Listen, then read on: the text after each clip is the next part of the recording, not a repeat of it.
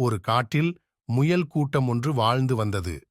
அந்த முயல்கள் பச்சை பசேல் என இருந்த அந்த காட்டில் கிடைத்த உணவுகளையெல்லாம் உண்டு சந்தோஷமாக வாழ்ந்து வந்தன.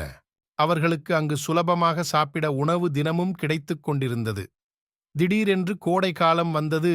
கோடைக்கால வெப்பம் அதிகமாக இருந்ததால் அங்கே பச்சை பசேல் என இருந்த புற்கள் எல்லாம் கருகி பாலைவனம் போல தோற்றமளித்தன. இந்த முயல்களுக்கு சாப்பிட உணவு எதுவும் கிடைக்காமல் மிகவும் அவதிப்பட்டு கொண்டிருந்தன.